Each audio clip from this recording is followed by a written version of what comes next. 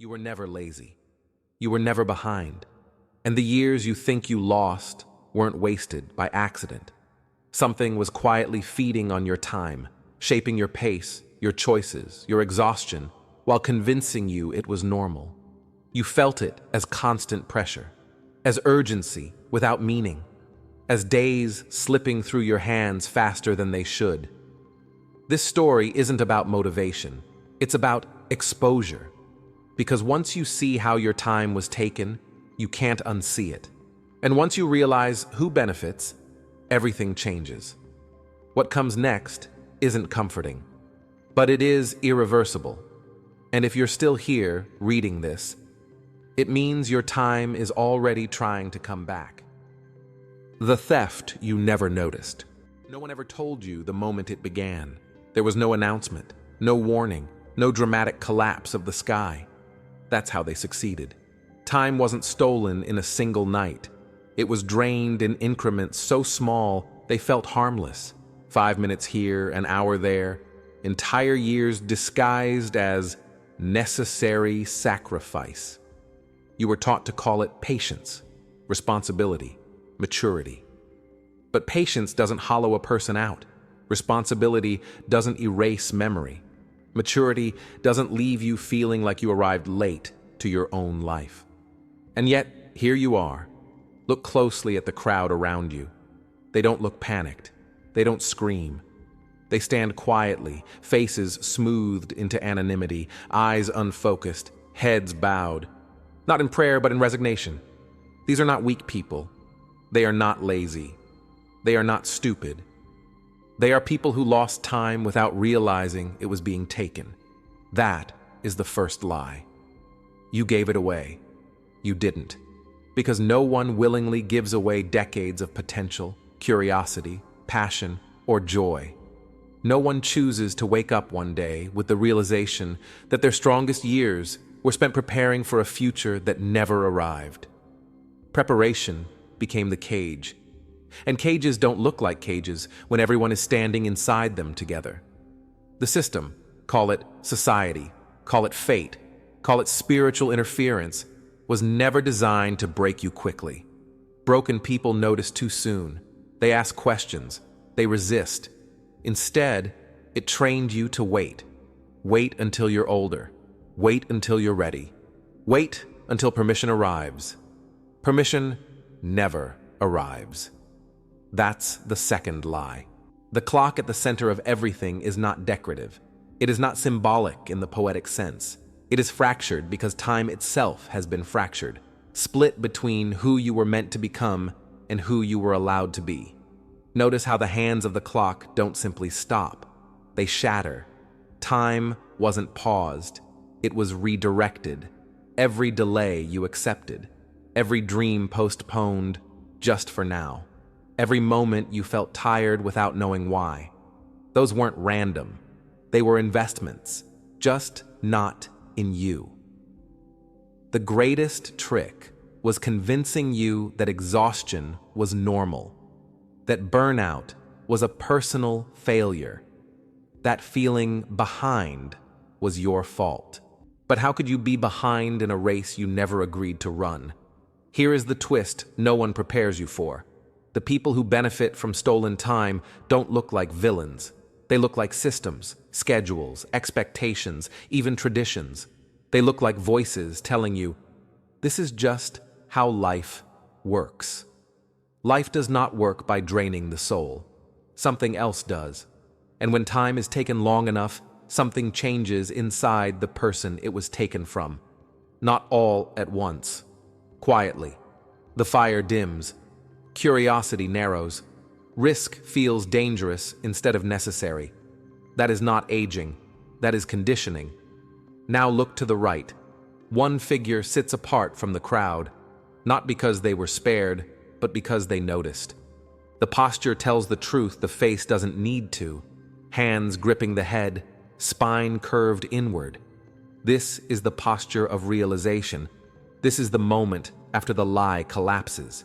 Because the most painful truth is not that time was stolen.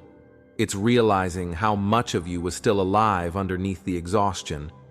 And here's the final hook. Listen carefully. Time can only be stolen from someone who still has power left to take. They don't drain empty people. They drain potential. Which means this story doesn't begin with loss. It begins with retrieval. But retrieval is not gentle.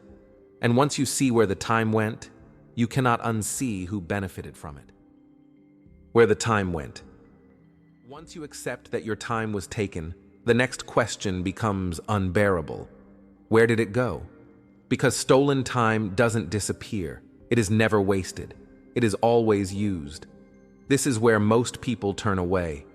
Not because the answer is hidden, but because it is uncomfortable. Time flows like energy.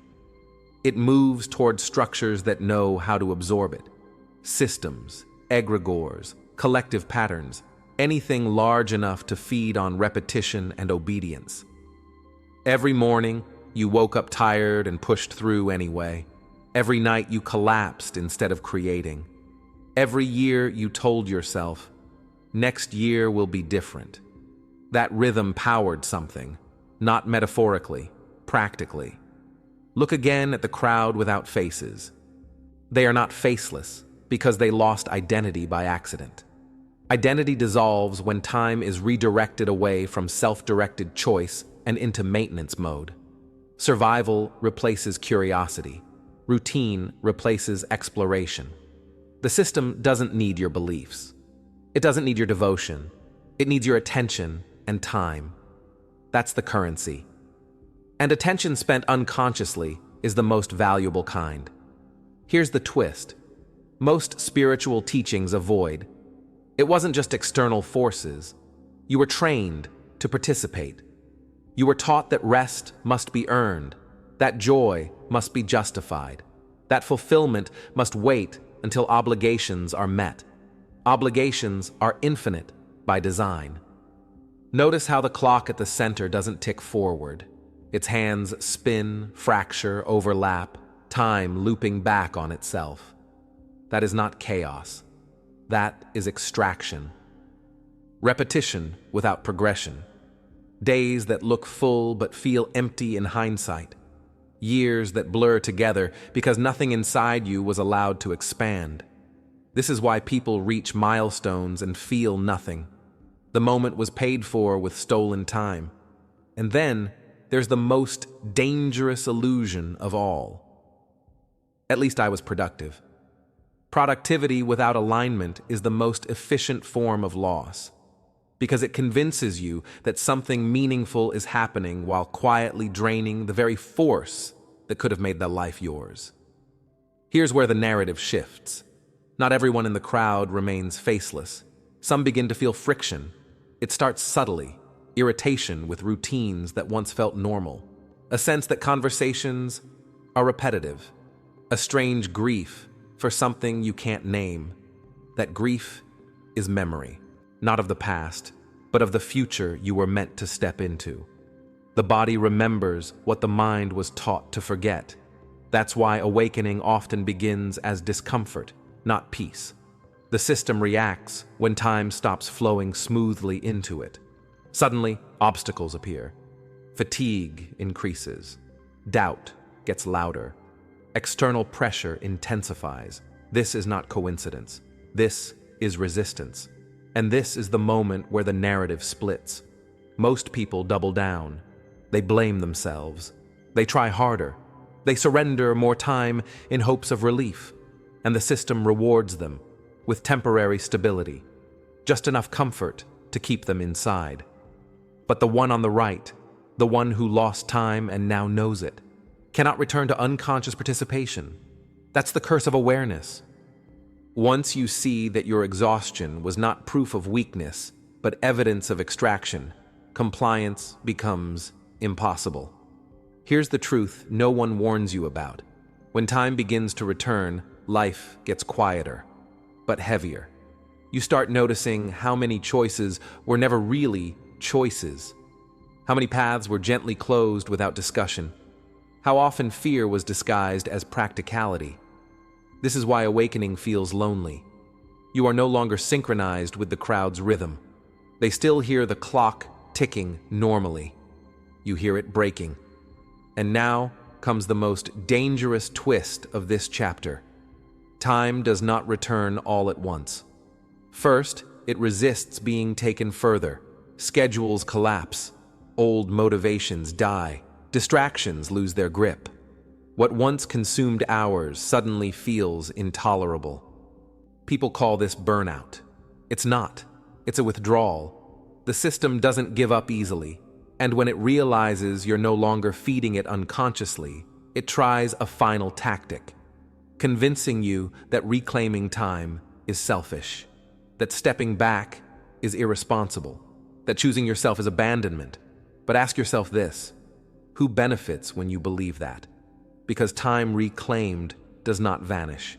It redirects toward awareness, toward creation, toward alignment, toward the version of you that was postponed but never erased. And that leads to the threshold, the moment where time stops being something that happens to you and becomes something that answers to you. But that threshold demands something in return, not effort, not sacrifice, ownership. And that is the one thing the system cannot survive. Taking it back. The moment you stop leaking time, everything notices, not metaphorically, energetically. This is the part no one prepares you for, the phase after awareness, when recovery begins not as reward, but as confrontation. Because stolen time does not return politely. It returns with force. At first it feels like disorientation. The days stretch strangely. Moments slow down. You notice how often you used to rush without knowing why.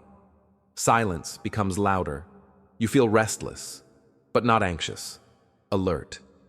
This is time re-entering your field, and here is the first truth of reclamation. Time comes back multiplied, not evenly. You don't get the years back one by one. You get clarity back all at once. Suddenly you see patterns you missed for decades. You understand why certain doors never opened.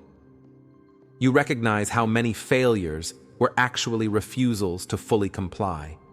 This is why awakening feels dangerous, not because of what you gain, but because of what you can no longer tolerate. The clock at the center is no longer shattered. It's melting. The rigid structure of time, deadlines, urgency, false scarcity, begins to dissolve. You realize how much of your life was driven by artificial pressure. Pressure creates speed. Speed creates obedience. When time slows, obedience breaks. And this is where resistance escalates. People around you sense the shift before you speak it. They feel it in your pace. Your answers change. Your availability shrinks. You no longer rush to fill silence or justify your boundaries. This unsettles them. Not because you're doing anything wrong, but because you are no longer predictable. Predictability is the currency of control. The system thrives on people who move when expected, respond when prompted, comply without questioning the rhythm. But you've stepped out of rhythm. And now the final lie appears: you're falling behind. Behind what? A life that drains you? A timeline that never belonged to you? A definition of success that requires constant exhaustion? When time returns, you realize something terrifying and liberating. You were never late. The schedule was wrong.